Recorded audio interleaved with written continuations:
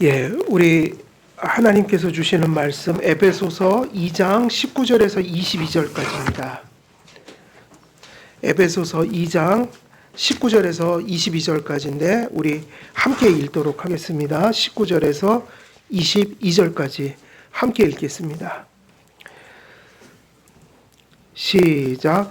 그러므로 이제부터 너희는 외인도 아니요 나그네도 아니요 오직 성도들과 동일한 시민이요 하나님의 권속이라. 너희는 사도들과 선지자들의 터 위에 세우심을 입은 자라. 그리스도 예수께서 친히 모퉁이 돌이 되셨느니라. 그의 안에서 건물마다 서로 연결하여 주 안에서 성전이 되어가고 너희도 성령 안에서 하나님이 거하실 처소가 되기 위하여 그리스도 예수 안에서 함께 지어져 가느니라. 아멘. 우리 지난 시간에 2페이지까지 했죠. 2페이지. 그죠? 그래서 우리가 지난 시간에 전했던 내용은 하나님께서 질서 있게 또 제도로서 또 교회를 통해서 말씀을 선포하게 하심으로 그 말씀을 통해, 그러니까 교회의 교육을 통해, 근데 그 교회의 교육을 통해 양육하시는데 그 교육이라는 것은 여기서는 사적인 게 아니라, 그러니까 어떻게 보면 가장 갖추어져 있는 하나님이 정하신 가장 효과적인 방식이 뭐냐면 예배라는 것이라고 말씀드렸어요. 공예배. 그래서 우리 교회에서 가장 사실은 소중히 여겨야 될 것은 예배예요. 예배. 그래서 특히 주일날 공예배 소중히 여겨야 한다. 그래서 그런데 그 말씀 선포라는 것을 하나님께서 교회를 모으시고 또 그 교회를 세우시고 그 교회를 일치되게 하셔서 그 교회를 통해서 교회에 속한 성도들을 양육해 가신다고 하실 때 그 말씀 선포라는 것을 일종의 목사와 교사에게 맡기셨다. 그런데 여기서 목사와 교사라는 것은 보통 이제 이 양육을 목사에 대한 얘기가 칼빈은 많이 하긴 하지만 이것이 어떤 개념 속에서 목사인 것이겠어요. 이게 되게 중요한 의미예요. 당회로서, 장로회로서의 목사의 역할인 거죠. 그러니까 장로회로부터 독립적인 의미가 아니라 장로회로서 양육한다. 근데 왜 칼빈은 사실은 목사에 대한 얘기를 많이 하긴 해요. 이유가 뭐냐면 목사라는 장로는 무엇하는 장로예요? 치리하는 장로이면서도 말씀을 전하는 장로잖아요. 근데 왜 목사를 강조하냐면 말씀이 중요하기 때문에 그런 거예요. 그래서 당회를 이룰 때도 당회장을 목사가 하는 일은 장로냐 그냥 목사 이런 의미가 아니라 목사에게 주어진 직분의 성격 때문에 항상 모든 것을 이렇게 주관하도록 한 거죠. 그 얘기는 목사가 주관한다는 게 아니라 목사가 하는 직무에서 가장 많이 그 은사의 특징은 말씀이잖아요.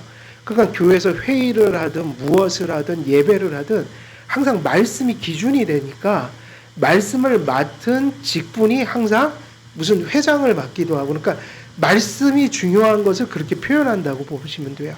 그래서 목사가 나오는 것은 단독적으로 목사의 직분을 얘기하지만 그러나 양육하는 일은 교회를 다스리고 권징하는 치리하는 일들은 목사 혼자 하는 게 아니라 장로의 회를 통해서 하니까 사실은 여기서 목사 직분을 얘기할 때는 장로의 직분도 암시되어 있는 거예요. 그러니까 당회가 그것을 한다.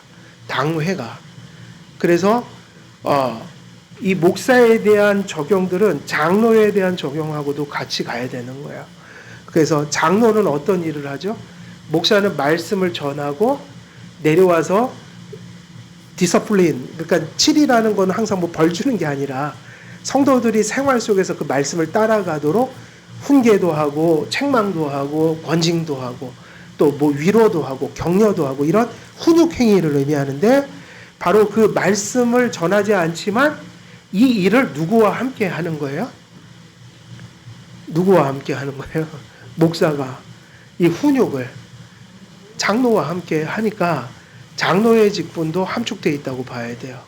그러니까 장로님들은 말씀을 안 전하지만 목사가 전한 말씀을 성도들이 따라가도록 훈육하고 책망하고 견책하고 이런 일들을 한다. 다시 말하면 같이 돌본다는 얘기예요. 그래서 목사와 교사를 통해 말씀을 선포하고 가르치게 하셨습니다. 그랬는데 그래서 결국은 이 교회의 교육을 통해 이 말씀 선포를 통해 그리고 말씀을 따라가도록 훈육하는 일을 통해 교회의 목양이 이루어질 때 그래서 하나님은 뭐를 세우셨냐면 직분을 세우셨다. 근데 지난 시간에 우리가 그 얘기를 드렸죠. 비범한 직분이 있었다. 직통 계시를 받고 이적적인 것으로 말씀을 확증하고 이랬던 적이 있었다. 그게 누구냐면 사도와 선지자와 복음 전하는 자다. 그러면 성경이 완성되고 사도들이 사라졌잖아요. 그 이후로는 어떤 직분만 남은 거예요? 비범한 방식이 아니라 평상적 방식으로. 평상적이라는 건 뭐죠? 평범한 방식. 되게 초자연적인 그런 막 이적적인 게 아니라 설교를 준비해서 전하고 장로님들은 목사에게 그 교리와 말씀을 잘 배워서 그 중에서 장로가 되신 분들이 그 말씀을 따라서 훈육하는 거죠. 책망도 하고 권징도 하고. 그러니까 평상적이다. 그리고 계시를 받아요, 안 받아요? 지금의 직분을 안 받아요. 성경 가지고 해야 돼요. 그래서 무슨 직분? 비범한 직분이 아니라 평상적 직분이다. 지금은 모든 게 여기 달려버린 거예요. 성경에.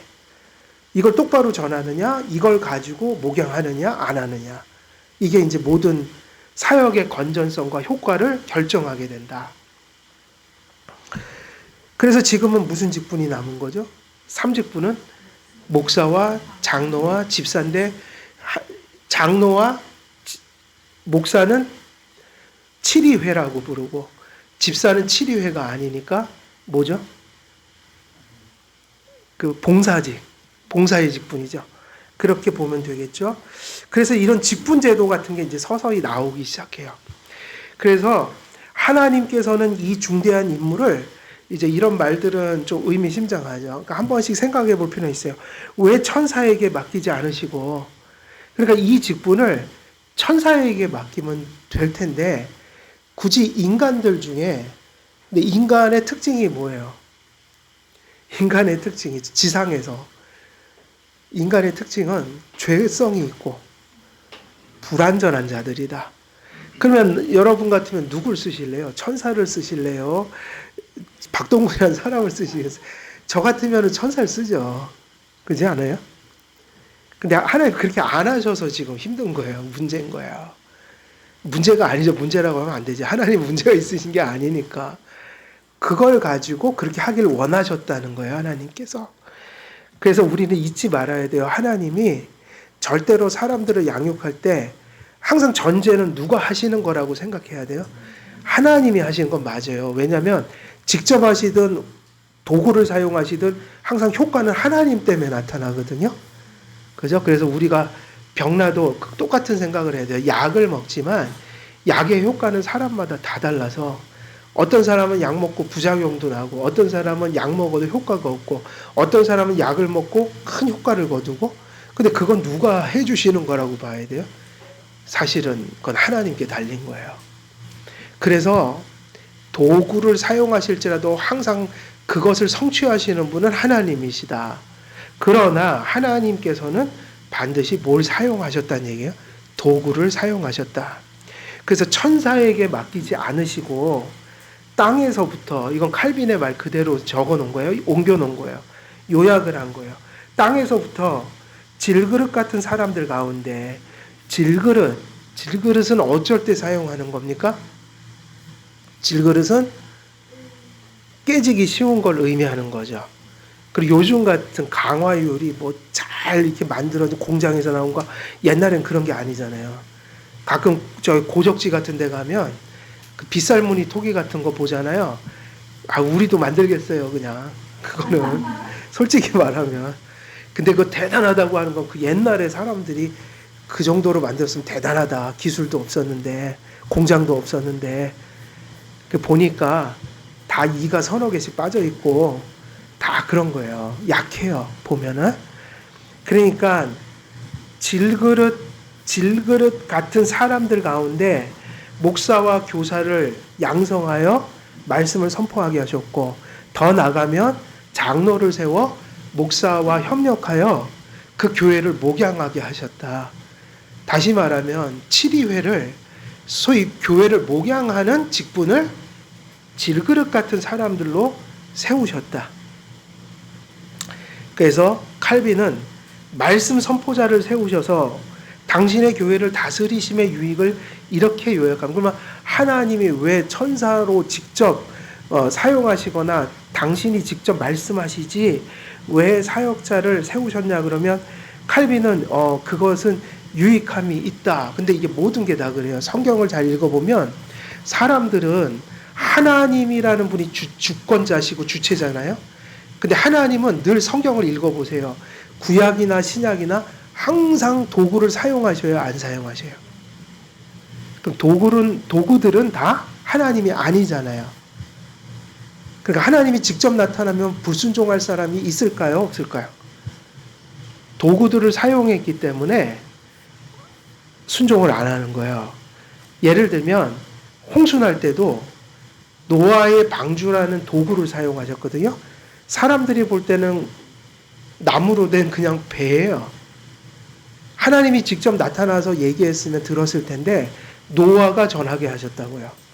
또 하나님이 막 기적으로 다 사람들을 공중에다 떠버리게 하실 수도 있는데 굳이 그 옛날에 그 허접한 배 속에다가 사람들로 하여금 들어가라고 또 하시니 참 기가 막힌 일이에요. 실제로 노아의 방주에 들어간 사람이 8명 외에는 노아의 가족들 외에는 말을 들은 사람이 있어요, 없어요? 없다고요. 이유가 뭐죠? 노아가 얘기했기 때문이에요. 하나님 말씀을 노아라는 별 볼 일 없는 사람이 전했기 때문이에요. 지금도 예수 믿고 구원받으세요. 회개하고 구원받으세요. 그러면 사람들이 말을 들어야 안 들어요? 안 듣죠. 전도가 안 되잖아요, 벌써. 왜 안 듣냐? 당연히 하나님이 뿅 하고 나타나시면 좀 태도가 달라질 것 같은데 별 볼 일 없는 사람들이 전하고 다니거든요. 근데 그 말씀은 진리거든요. 믿고 회개해야지 구원받아요. 도구를 항상 사용하세요. 근데 도구는 가치가 없지만 도구가 전하는 말씀 때문에 사람들은 그 도구를 어떻게 여겨야지 맞는 거예요? 하나님의 말씀을 전하는 도구로 여겨서 그 말씀을 받아야 된단 말이에요. 그러면 왜 이렇게 도구를 사용하셨냐면 하나님은 이 도구들을 통해서 말씀을 전하게 하심으로 사람들로 하여금 무엇이 발동되게 하신 거예요? 겸손하지 않으면 이걸 받을 수가 없는 거예요. 그래서 신앙 성장의 최고의 덕목은 겸손이에요. 왜 그런지 아세요? 하나님이 이 세상에 목사도 장로도 교사도 교수들도 목사잖아요. 교수들, 신학교 교수들, 교사. 근데 그 사람들도 똑같은 인간들이에요. 저는 가까이서 보니까 다 똑같은 인간이에요. 저도 똑같은 인간이고 다 사람이에요. 사람. 그 얘기는 무슨 얘기냐면 그분들이 어떤 직분을 맡을 만한 특별한 은사가 있으니까 그 일을 하지만 내면에는 다 뭐를 품은 사람들이에요? 죄성을 품어서 인간의 그 성정까지 없는 사람들은 아니라고요. 연약한 질그릇이, 지금 칼빈이 얘기하는 질그릇들인데 나하고 비슷하거나 나만도 못한 사람들이 말씀을 전할 확률이 높아요, 작아요? 높단 말이에요. 그러면 그런 인간들이 전하는 말씀을 내가 받아서 양육을 받으려면 겸손하지 않고는 그걸 받을 수가 있어요, 없어요? 이건 제 얘기 아니라 기독교 강요에 나오는 얘기예요. 나하고 비슷하거나 나만 못한 사람에게 말씀을 전하게 하셨다. 그러니 하나님은 이런 일을 왜 하셨을까? 또 사람들 중에도 대단한 사람들만 뽑지, 하나님이. 엄청난 사람들만 뽑으면 되는데, 제가 아무리 봐도 옛날에 제가 보니까 신학생들은 저를 포함해서 다 별 볼 일 없는 사람들이 신학교 간 거야. 솔직히 말하면 엄마들도 대단한 사람들은 신학교 안 보내, 보니까.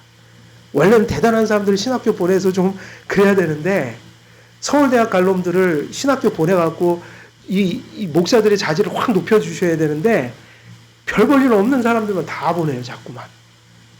이게 좀 바뀌어야 돼요. 여러분, 큰일 났어요. 신학교 사람도 없어요, 지금. 그리고 질이 자꾸 떨어져요. 학교에 자꾸 신학생이 미달이다 보니까 자꾸 폭이 넓어지는 거예요. 웬만하면 입학시켜주자 이거예요. 왜냐하면 신학교도 시장 논리가 있거든요. 등록금을 받아야지 운영이 되니까. 그럼 여러분 똑똑한 아이들 좀 하나님께 바치세요. 바친다고 갈 애들도 아니지만 지가 가야지 가죠. 근데 신학교에 좀 똑똑한 아이들이 많이 가야 됩니다. 진짜요. 지금 제가 이렇게 목사 고시 같은 거 고시부에 들어가서 보니까 수준이 자꾸 떨어지고 있어요. 신학도 그렇고. 사람이 희소 갇히면은 질은 올라가야 되는데 그게 아니에요. 사람이 자꾸 떨어지니까 미달이니까 아무나 받는다고요, 자꾸. 그리고 이미 제 눈으로 목격한 신학교로서 절대로 부르지 말아야 될 곳도 너무 많아, 군소신학교들. 신학교가 아니에요, 거긴. 사람 망치는 곳이지. 참 큰일이에요, 이게. 지도자들이 자꾸 질이 떨어져 가요. 근데 하나님 앞에 하나님의 은사를 주시고 그들만이 또 감당할 부분이 있긴 한데 중요한 건 이거예요. 그래도 그들은 천사가 아니에요. 인간이고 연약한 질그릇들이다. 그러면 하나님께서 왜 그런 인간들을 꼭 통해서 전하셨는가? 그거는 뭐 때문일까요? 우리가 복음을 받는 데 있어서 반드시 겸손을 배우게 하셨다. 그러니까 하나님이 직접 나타나 다 보여주시면 못 믿을 사람이 어디 있겠냔 말이에요. 근데 그런 불완전한 그릇들 속에 그것을 넣어서, 그래서 사도 바울이 뭐라고 그랬죠? 보화를 어디다 넣어놨다? 질그릇 속에. 이게 직분만이 아니라 성도들도 똑같아요. 성도들도 세상으로 나가면 세상에 잘난 사람들 정말 많아요. 그죠? 그렇지 않아요? 우리보다 뛰어난 사람 많아요. 엄청난 사람들 많아요, 세상엔. 근데 그 복음을 누구에게 주신 거예요? 질그릇 속에 담으셨다. 그래서 교회는 다 질그릇 같은 사람들이 모여서 교회도 이루고, 그리고 아까 에베소서 얘기도 그 얘기잖아요. 그런 사람들이 모인 곳이라 사랑이 없으면 그걸 견뎌내질 못한다고요. 사랑이 있어야 된다고요. 진리도 있어야 되지만 뭐도 있어야 돼요? 사랑이 있어야 서로의 연약함을 인내하면서 보듬어주면서 또 세워주면서 때로는 책망하면서 혹은 권징하면서도 사랑이 있어야 그게 온전한 무언가를 이룬다.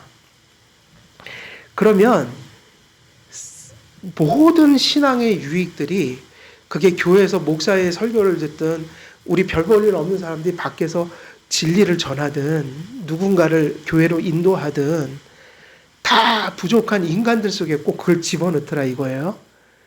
그래서 성령님이 역사해서 교만한 마음을 씻어내지 않으면 양육을 받을 수가 없다는 거예요. 다시 말하면 복음을 받는다는 것 자체가 불완전한 도구를 거쳐서 받기 때문에 매우 큰 겸손이 없이는 그걸 받지 않는다. 나아만 장군이 왜 그 문둥병이 낫잖아요, 낫기는. 한센병이 낫긴 낫죠. 그렇지만 그가 시험이 있었어요, 없어요? 중간에. 시험이 있었죠. 그 복음을 누구에게 전하게 하셨어요? 여종에게 전하게 하셨잖아요. 나아만 장군에게 여종이 전했잖아요. 히브리 여종이. 그 말을 잘 듣던가요? 또 하나님이 또 그냥 고쳐주시면 되는데 굳이 또 어디 강가로 가서 씻으래요. 자꾸 뭔가 욕을 하세요. 원래 해도 할 필요가 없는 거잖아요. 하나님 편에서. 근데 인간 편에서는요, 그게 필요해요. 하나님이 그냥 고쳐주시는 게 아니라 꼭 말도 안 되는 걸 시키셔요. 저기 가서 물가를 씻으라는 거야. 나만이 생각하니까 세상에 강도 큰 것도 많고 대단한 것도 많은데 왜 그 조그만한 민족 사는 요단강인가요? 무슨 강에 가서 씻어라 그랬잖아요. 다 받아들이기가 힘든 거야. 이성에 부딪히고 충돌하고, 그리고 또 여종이 전한 거잖아요. 노예잖아요. 여종이 얘기하는 거를 무시할 수 있죠. 사실 그 시대에. 그래서 사실 슬쩍 무시하려고 했죠. 야, 뭐 거기까지 나한테 가서 씻으라고 그러냐? 너 지금 나를 놀리는 거지? 근데 결국은 어떻게 해서 시험이 왔지만 성령님이 그래도 믿음을 주셔서 그걸 순복했다고요.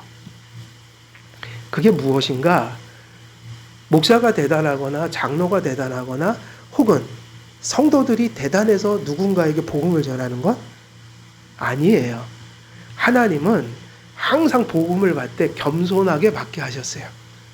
복음을 받는 것 자체가 성령님이 역사하셔야 되고, 성령님이 주시는 겸손한 성품이 없이는 그 불완전하고 보잘것없는 것들이 나의 걸림돌이 돼서 다 걸려 넘어지게 되어 있는 거예요.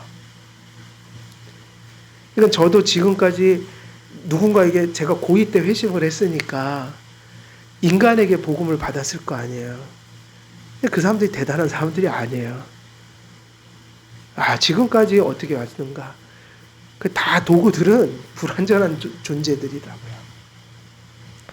그래서 이렇게 이야기했어요. 하나님께서는 사역자들이 말하는 것을 마치 그 자신이 말씀하시는 것을 것처럼 들을 때 이를 우리의 순종을 증명하는 최고의 시험으로 여기십니다. 그러니까 사람은 뭐예요? 시험거리예요, 시험거리. 근데 그걸 잘 통과해야 돼요. 항상 복음이 하나님이 직접 주시는 게 아니란 말이에요. 거쳐서 주시니까 그 도구가 대단하든 대단하지 못하든. 그리고 이것도 시험입니다. 사실 또 그 전하는 도구가 너무 대단하면 또 하나님을 못 보고 뭐만 봐요. 예, 항상 그렇다고요. 도구만 본다고요, 도구만. 그래서 하나님이 항상 인간을 완전하게는 만들지 않는 것 같아요. 천국 가야지만 목사도 완전해지고, 아무리 대단한 일 하는 사람도 그렇게 완전한 사람 쓰시지 않아요. 왜 그렇죠? 완전하면 사람들이 하나님을 안 볼 거 아니에요. 기가 막혀요. 은사를 주셔갖고 일을 하게 하시지만 그렇다고 또 대단하게 만들지도 않으셔. 그걸 견뎌야 돼요. 그 불완전함이라는 걸 거쳐야 돼요. 왜 그러냐? 시험이에요. 너무 못하면, 자질이 너무 없으면 그것에 걸려 넘어지고, 또 너무 또 뛰어나면 또 그게 또 걸림돌이 돼갖고 거기 또 걸려 넘어지고. 그 도구는 도구일 뿐이어야 돼요.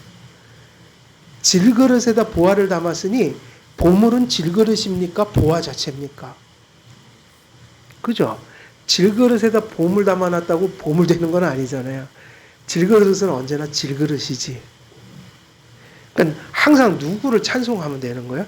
그러니까 질그릇이 아니라 보화 때문에 우리가 산다. 목사도 부족하지만 하나님이 은혜 주시면 된다.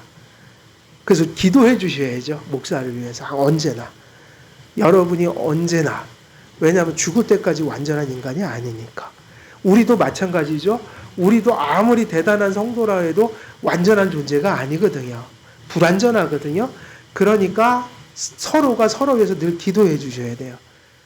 예, 불완전하지만 그 담은 보화가 우리를 지탱하고 우리에게 은혜가 돼서 우리 삶을 이끌어 주시라. 그래서 우리는 도구를 소중히 여겨요. 불완전한데 소중히 여기고 사랑하고 존중해 줘요. 그러나 누구를 찬송해요? 도구를 찬송하지는 않고 하나님을 찬송하죠. 그 불완전한 곳에 역사하시는 진짜 효력 자체는 하나님이시니까 찬송은 하나님께 돌리죠. 물론 이러한 요구는 사역자들이 말씀을 성경을 따라 순수하게 선포하는 것을 전제한다. 그러면 불완전하지만 왜 겸손히 그가 전하는 말씀을 듣고 순복하는 겁니까? 그것은 뭐가 전제가 돼요? 이 얘기를 이렇게 하면 틀려요.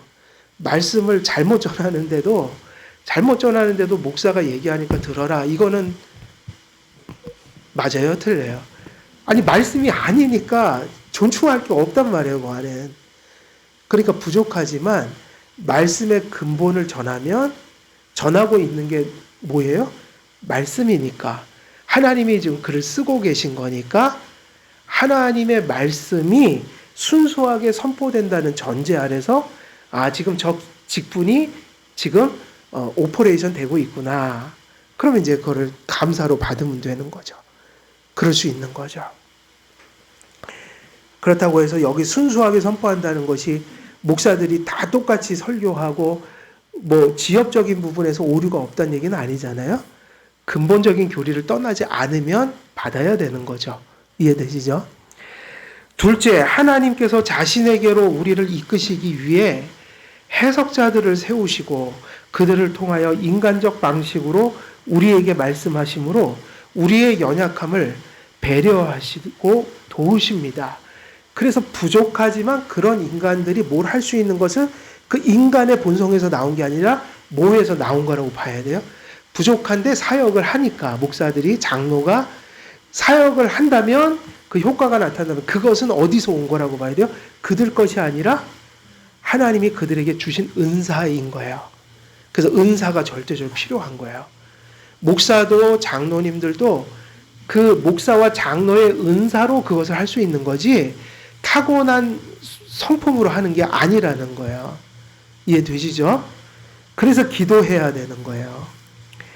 이처럼 하나님께서 자기의 능력이 외적인 방편들에 얽매이지 않음에도 불구하고 통상적인 가르침의 방식에는 우리가 얽매이도록 했습니다. 이 얘기는 무슨 얘기냐면 하나님께서 교회를 양육하실 때 양육을 받고자 하는 사람들은 이런 질서와 제도를, 그죠? 이런 사역들을 어떻게 해야 되는 거죠?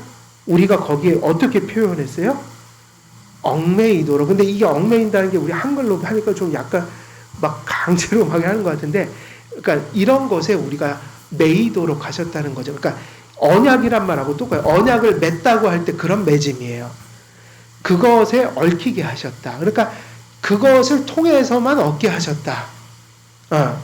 그래서 칼빈은 이 제도를 무시하는 사람들에게 경고합니다. 그래서 과거에도 장로, 집사, 목사, 교사, 그리고 뭐 당회 이런 질서를 부정하는 사람들이 있었단 말이에요. 그러니까 이제 제도를 만들지 말라. 성령님이 그때그때 역사하시면 그냥 그 순간순간 그렇게 역사하시는 은혜로 우리가 설교 아무나 퀘이커들은 이렇게 앉아있다 갑자기 부르르 떨고 일어나갖고 설교해요. 성령이 임한 사람이 설교를 하는 거예요. 그래서 퀘이커예요. 퀘이커가 이렇게 떤다는 얘기잖아요. 그죠? 퀘이커. 그래갖고 무슨 얘기냐면 거긴 목사가 없고 그냥 이렇게 앉아있다가 성령이 이제 역사하시는 걸 기다려요. 누구가 감동을 받았다고 그래요. 그러면 일어나서 설교를 하기 시작해요. 준비했어요, 안 해요? 설교 준비도 안 하고서 하시는 거예요. 이게 설교가 될까요, 그게?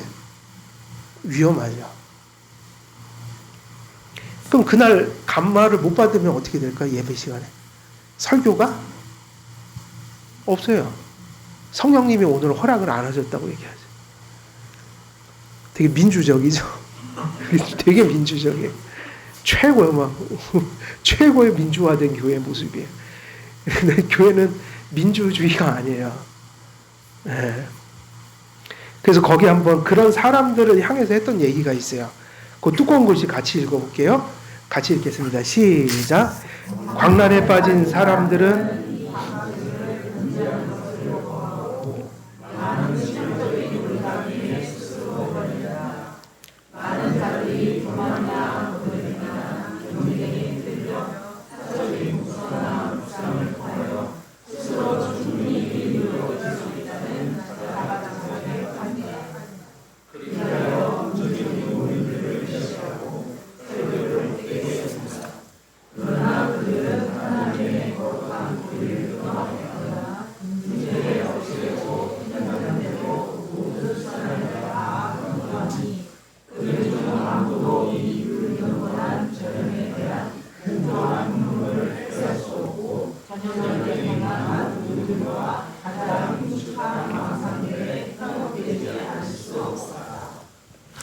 그래서 칼빈 시대에도 이런 얘기를 칼빈이 했어요.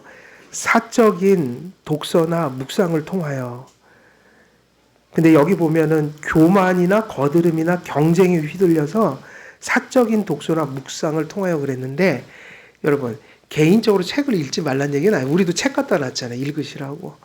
그런데 중요한 게 공적인 가르침을 먼저 배워야 된다는 얘기예요. 공적인 가르침, 우리 역사적인 성경 해석, 그리고 그게 뭐냐면 교리잖아요. 그러니까 공적인 가르침을 배우고, 그러니까 사적인 깨달음이 아니라 과거나 현재나 보편 타당한 그러한 성경 해석의 결과인 교리를 교회에서 질서 있게 배우고, 이렇게 배우고, 그러한 맥락들 가운데서 그것이 유익이 되도록 하기 위해서 독서 생활도 하는 거라 이 얘기예요. 근데 오늘날은 여기에 있는 것처럼 교만, 거드름, 경쟁에 휘둘려. 그러니까 되게 내 신앙 좋다라는 그 지적인 걸 자꾸 이렇게 축적해서 내가 많이 안다. 이렇게 사사로운 그 지식들을, 그러니까 몸과 함께 익혀가는 게 아니라 사사로운 그런 파편적인 지식들이 자꾸 생길 때 신앙의 유익이 안 되더라. 그리고 옳은 것을 배우더라도 몸과 함께, 오늘 거기도 그 얘기 나왔잖아요.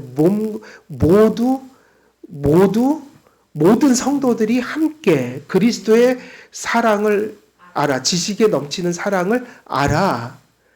그 얘기는 무슨 얘기냐면요. 그렇게 되면 이렇게 되죠. 양적으로 더 많이 알면 목사 설교도 들을 필요가 없어지는 거죠. 실제로 평신도들 중에는 목사보다 책을 더 많이 읽는 사람들도 있어요. 요즘에는. 이게 출판이 많이 발달하고 이러다 보니까.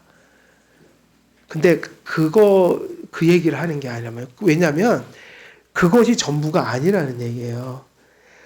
내가 목사보다 더 많이 알고 다른 성도들보다 훨씬 많이 해서 더 이상 배울 게 없어도 배울 게 없는 게 아니라, 다 알고 있는 말씀을 이렇게 예배와 교회 현장에 와서 몸으로서 이렇게 계속 그 현장 속에서 몸으로서 듣고 할 때 그 말씀은 계속 끊임없이 배워야 하는 말씀이에요. 그 전에 옛날에 무디가 그런 얘기를 했대잖아요. 나는 이미 저 말씀 듣고 또 들었습니다. 벌써 몇 번째 들은지 모릅니다. 다 아는 얘기를 또 하시니까 되게 지겹습니다. 그래서 물었대요.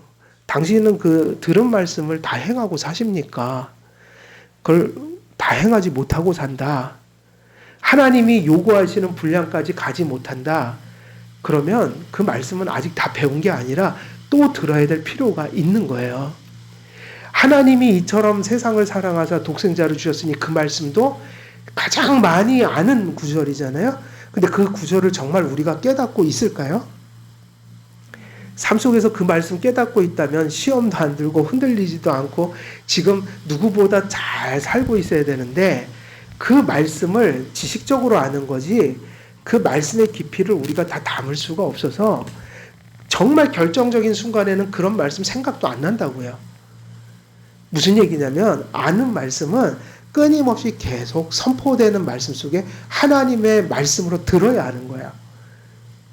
그러니까 양적으로 많이 알고 있다고 내가 배울 게 없어라고 할 수 있는 시점은 없는 것이어서, 전에도 말씀드렸지만 100세 먹은 노인이 100년 동안 모태로부터 신앙 가져서 그 꼬부랑 할머니 되셔갖고 어르신이 그 설교를 와서 들을 때 솔직히 그 100년 동안 얼마나 많은 설교를 들으셨겠어요. 근데도 그날 자기는 은혜를 받아야 된다고 하면서 들은 말씀 또 들으러 오는데, 그 말씀 들은 거 알면서 또 들으면서도 아이고 오늘 은혜 받고 갑니다. 그러시고 가는 거는 틀린 말이 아니라고요. 안다고 다 행하는 게 아니라, 안다고 다 깨달은 게 아니라, 아는 말씀도 끊임없이 깨닫고 또 깨달아야 돼요. 삶 속에서 끊임없이 부인하고 살기 때문에. 그러니까 우리 기독교 지식을 양으로 따지면 안 돼요. 저도 신학교 초기에는 책 사는 거 무지 좋아해서 그게 약간 교만이 되더라고요. 책장에다 책을 빼곡히 꽂아놓으면 막 가슴이 뿌듯해져 갖고, 그 중에 대다수는 읽지도 않았는데 가슴이 뿌듯하죠. 그리고 누군가 오면 일부러 책 있는 방으로 이렇게 나도 모르게 이렇게 보라고 그러면 어우 책이 많으세요. 그러면 괜히 뿌듯해 갖고 아 요즘에 가면 저거 다 읽지도 못한 거 왜 다 이렇게 많이 샀을까? 그 읽어도 내가 지금 저거 다 깨닫고 살아갈까? 솔직히 읽은 게 괴로울 때가 있어요. 알면서 안 하거든. 그래서 주님 분명히 이런 얘기 하셨잖아요. 많이 받은 자에게 많이 요구할 거고 적게 받은 자. 그래서 교회에서요. 진짜 연약한 분들은 제가 책망을 안 해요. 예배 막 빠져도 그냥 저분은 한 달에 한 번만 오셔도 승리야. 저분 최선을 다하고 있는 거야. 근데 정말 열심히 나오는 분이 하루 빠지면 그러시면 안 돼요, 성도님. 욕은 누가 먹는 거예요? 많이 받은 사람이 먹는 거라고요. 제 말이 틀린 게 아니잖아요. 분량이 달라서 정말 어떤 분은 몇 번 빠져도 최선을 다하고 있는 분도 계셔요. 근데 어떤 분은 빠지면 안 돼요. 큰일 났어요, 여러분들은. 빠지면 안 돼요. 이미 저분들은 빠지면 안 돼. 라는 게 제가 있어갖고, 빠지시면 그냥 제가 와서, 빠지시면 안 됩니다. 막 이럴 거예요. 그게 다른 거예요. 근데 사실은 다 따지고 보면, 사람은 안다고 다 된 건 아니에요. 지금은 이제 그런 거 하나 신경을 안 했어요. 그래서 제가 옥상에 있는 책들 다 가져갔잖아요, 집으로. 하나씩 다 집으로 가져갔어요. 코로나 때 집에서 아무래도 머무는 시간들이 많다 보니까 설교 준비 집에서 하게 되는데 거의 책 다 빠졌어요, 저기. 책 자랑할 건 아니다. 책 그건 아니에요. 기독교하고 먼 태도인 거예요. 그래서 책을 읽지 말라는 게 아니라 칼빈 때도 그런 사람들이 있었단 말이에요. 이게 공적인 가르침을 무시하고 사적인 경건을 쌓아가는 사람들이 있었다 이 얘기예요. 오늘날도 이제 그런 경건은 옳진 않다. 개인적으로 책을 많이 읽는 건 좋은데 겸손하게 읽어야 되고 공적인 가르침보다 그걸 높여서는 안 돼요. 그리고 배워가더라도 교회에서 질서 있게 배우면서 독서를 병행해야지 교회의 공적인 가르침을 무시하면서 내가 혼자 책 읽어서 배우면 되지. 이런 것은 매우 위험한 것이다. 그리고 실제로 많은 분들이 잘못 가요. 그러다가. 그래서 칼빈이 그런 얘기를 하니까 결국 이 얘기는 전체적으로 무슨 얘기를 하냐면 우리가 양육이라는 것은 하나님이 세우신 수단을 통해서 배우라. 그럼 제도인 거죠. 교회. 그래서 칼빈에 따르면 하나님께서 말씀을 통해 규정하시고 세우신 공적인 제도를 통하여 나타나는 가르침은 하나님의 살아있는 형상과 같습니다. 그러므로 바울은 이런 말씀을 기록하고 있습니다. 어두운 가운데에 빛이 비치라 말씀하셨던 그 하나님께서 예수 그리스도의 얼굴에 있는 하나님의 영광을 아는 빛을 우리 마음에 비추셨느니라. 그래서 이런 게 좀 이율배반적이지만 세상엔 존재하는 것 같아요. 어떤 사람이 나는 사랑의 사람이 될 거야. 돌을 닦으러 산으로 올라갔어요. 그 산에서 엄청 많은 사랑에 대한 책도 읽고 나름대로 막 명상하면서 날마다 이게 사랑이지. 그것이 사랑이지. 그래서 이제 사랑에 대한 뭔가 개념을 정립했어요. 근데 이 사람은 맨날 어떻게 산 거예요? 혼자 산속에서 혼자 산 거죠. 사랑은 혼자 하나요? 같이 하나요? 그래서 강괴를 하지 않으면 사랑은 배울 수 없어서 그거는 내가 볼 땐 사랑이 아닌 거예요. 오히려 누가 더 사랑하는 거죠? 오히려 쌈박질도 해도 밑에서 뒹굴면서 같이 부딪히고 살면서도 또 참고 또 더불어 살아가는 사람들이 저 산속에서 돛 닦는 사람들 훨씬 고상한 사람들이에요. 제가 볼 땐 그래요. 왜? 이 사람들이 실제 사랑하니까. 이 사람들에겐 너가 있거든요. 근데 아까 그 사람에겐 뭐가 없어요? 너가 없다고요. 머릿속을 떠도는 사랑이에요. 그동안에 명상하는 동안에 이 사람들은 뭔가를 터득해요. 사람이 사는 동안 이렇게 부딪히면서 하는데 이렇게 해야지 서로가 또 서로를 관계를 유지하고 사는구나. 이 생각 저 생각 삶 속에서 부딪히는 일들 속에서 뭔가 피부로 사랑을 체득한다고요. 그래서 사랑은 되게 위험해져요. 그렇게 가면. 산속에 가면 솔직히 상처 줄 일도 없잖아요. 근데 사랑할 일도 없더라고요. 네. 어두운 데에 빛이 비치라 말씀하셨던 그 하나님께서 예수 그리스도의 얼굴에 있는 하나님의 영광을 아는 빛을 우리 마음에 비추셨느니라. 교회는 외적인 선포 없이는 세워질 수 없고, 그래서 칼빈은 이제 중요한 교리를 얘기하죠. 외적인 선포 없이는 세워질 수 없고, 성도들은 오직 한 고리에 꿰어서 붙들려 있어야 합니다. 그래서 보통 목사가 말씀 전하는 직분을 뭐라고 얘기하냐면, 교회를 하나로 꿰는 뭐라고 그래요? 실이라고, 띠라고 얘기를 해요. 그러면 왜 그러냐면, 목사가 왜 이렇게 돌아다니면서 뭘 한다는 얘기가 아니라, 그가 전하는 말씀이 구심점이 돼서 성도들의 실체가, 연합이 시작되기 때문에, 왜냐하면 구원도 들음에서 나고 교회도 신앙 고백 속에서 하나가 될 수 있기 때문에, 말씀을 전하는 직분은 교회를 하나 되게 하는 엮는 일종의 끈이나 띠로서 이렇게 비유가 돼요. 그래서 이 말씀을 선포하는 제도가 성도들을 하나 되게 하는 데 있어서 가장 본질적인 것이라고 얘기하는 거예요. 그래서 성도들은 하나로 일치되어 배우고 진보해 감으로써 하나님께서 명령하신 질서를 존중하게 됩니다. 그래서 그 목사들이 선포하는 그 말씀이 바르게 선포되어야 한다. 그게 되지 않으면 교회는 하나가 될 수가 없어요. 아니면 되게 이상한, 괴상한 하나됨이 되죠. 그 괴상한 하나됨이 어디서 나타나요? 저 북한 같은데 전체주의자잖아요. 그래서 그분 섬찟하지 않아요? 마스게임 하는 거 보면? 그 아이들이 그 마스게임 하는 거 보면 섬찟하다고요. 원래 저렇게 하나 되면 비정상적인 건데. 인간은 원래 저렇게까지 하나 되는 거는 이상한 거예요. 개성들이 있는 인간이 어떻게 기계적으로 완전히 촥 하면 촥 하고 막 이렇게 되냔 말이에요. 한 사람 올리면 한 사람 내릴 때도 있고 약간 그런 거지. 그러니까 이게 너무 인위적인 이상한 괴상한 하나됨이 있다.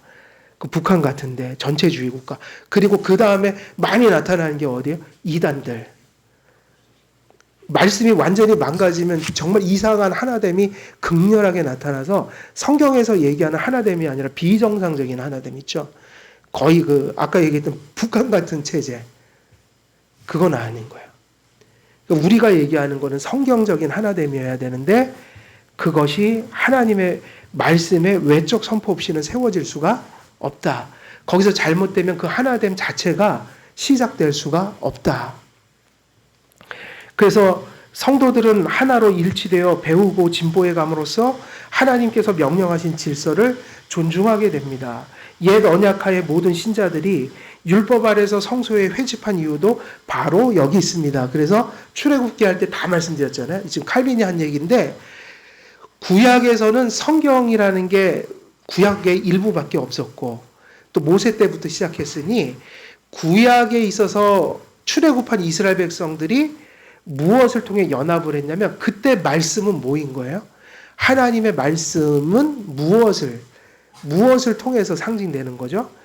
성막이라는 걸 통해서 성막 중심으로 제사 드리는데 거기다 하나님이 뭘 주셨죠? 율법을 주셨잖아요.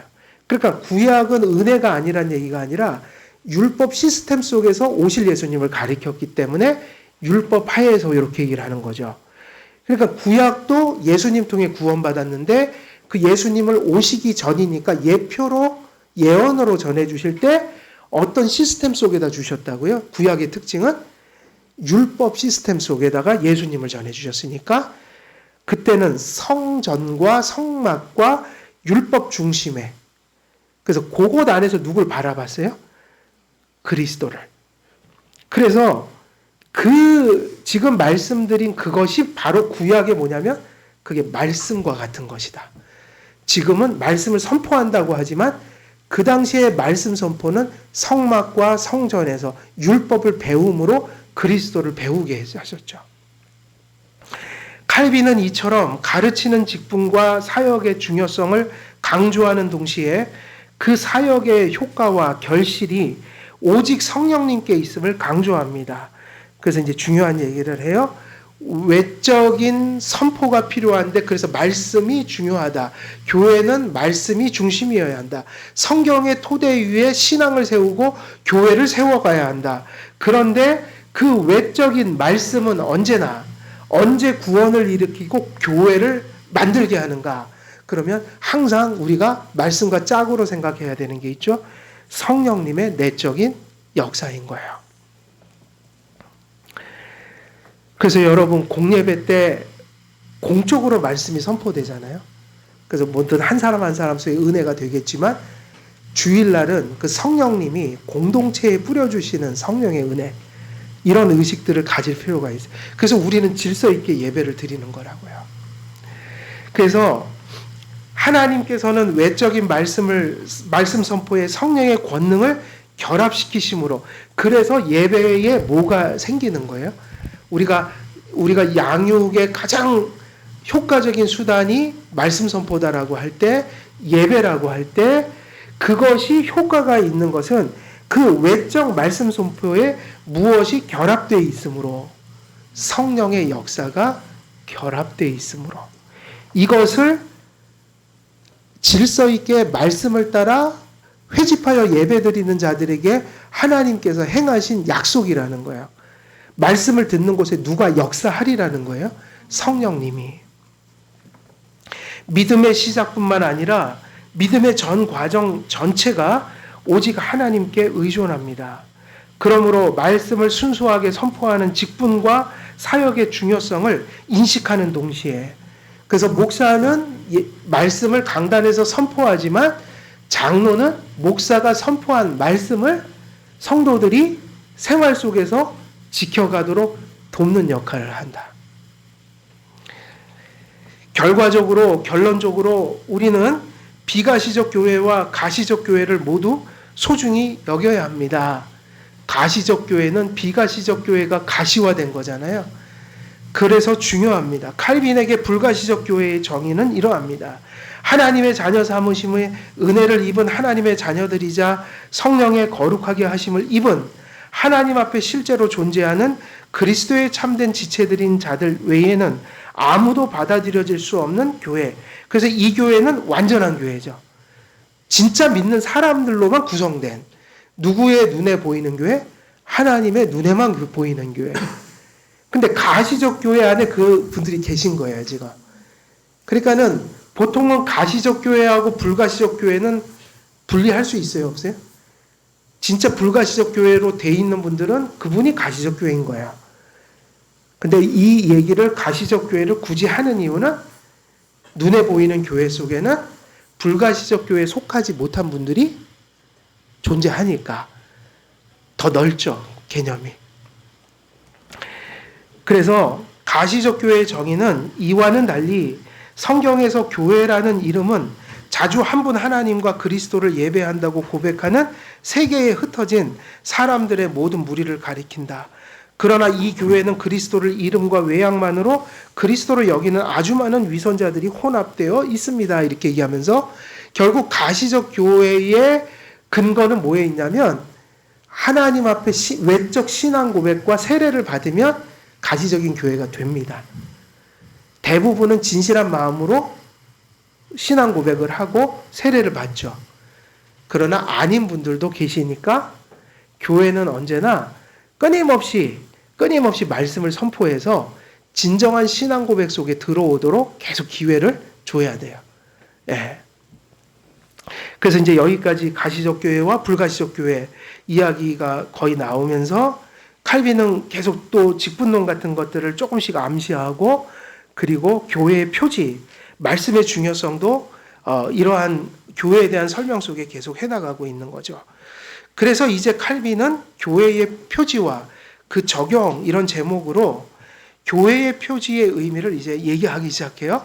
시간이 거의 다 됐으니까 오늘 여기서 마무리를 지어야 되는데, 그렇다면 교회의 표지라고 할 때 가시적인 교회에서 비록 그 교회는 완전할 수 없을지라도, 모두가 다 구원받는 사람들로만 구성되어 있지 않을지라도, 그거는 우리가 분별해야 안 해요? 할 수가 없잖아요. 그러니까 하나님이 그럴지라도 여기는 교회다라고 하는 기준을 주셨다는 거예요. 불완전하지만 적어도 이것이 있다면 거기는 교회라고 인정하고, 그리고 이것이 있다면은 불완전하더라도 그 교회를 통해 하나님이 역사하신다. 그러니까 그 교회에 순복하여 양육을 받으라. 이렇게 얘기한다는 거예요. 그러면 이 지상의 가시적인 교회 중에 진정 하나님께서 인정하시는, 불완전하지만 거기는 교회라고 할 수 있는 그 기준이 뭐냐는 거예요. 그거를 가리켜 뭐라고 부른다는 거죠? 교회의 표지라고 하는 거예요. 그래서 칼빈은 뭐라고 그걸 표현했냐면 교회의 얼굴이다 그랬어요. 얼굴이란 건 뭐냐면 불완전할지라도 하나님이 거기 계신 거예요. 그리고 거기를 통해서 기능을 하시는 거예요. 그리고 거기는 누군가 믿는 사람이 그 몸의 지체로서 거기와 하나 돼도 되는 곳인 거예요. 그럼 그 기준이 있는데 그 기준이 뭐냐면 교회의 표지다. 표지가 무지 중요해지죠. 우리는 그러면 결론적으로 한 교회를 교회라고 부르고 우리가 마음을 놓고 그 교회 안에서 신앙생활을 할 수 있는 거 기준이 뭐여야 되는 거예요? 그 교회에 뭐가 있느냐 없느냐, 교회의 표지가 있느냐 없느냐. 그게 이제 다음 시간에 저희들이 배워야 될 부분인데 오늘은 시간이 됐으니까 여기서 마치고요. 다음 주에는 또 교회 표지에 대해서 계속 이야기를 이어나가도록 하겠습니다. 오늘은 여기까지 하고 제가 기도하겠습니다. 은혜로우신 아버지 하나님, 주께서 신앙을 고백하고 또 세례받은 하나님이 부르신 성도들과 함께 교회를 이루라고 하셨습니다. 저희들 그 불가시적인 교회, 또 하나님께서 주신 교회의 표지와 본질들이 우리가 눈에 보이는 가시적인 교회를 통해 또 세상 속에 또 성도들의 눈앞에 또 드러나고 나타나야겠습니다. 아버지 하나님의 말씀을 견고히 붙들고 그 말씀과 신앙 고백 위에 질서 속에서 하나 될 때 하나님이 함께 하시는 그 교회의 실제가 이곳에서 신앙생활하는 성도들을 통해 드러날 수 있도록 하나님 복을 내려주시고 또 성령의 충만함으로 함께하여 주옵소서. 감사드리오며 우리 주 예수 그리스도의 이름으로 기도드리옵나이다. 아멘.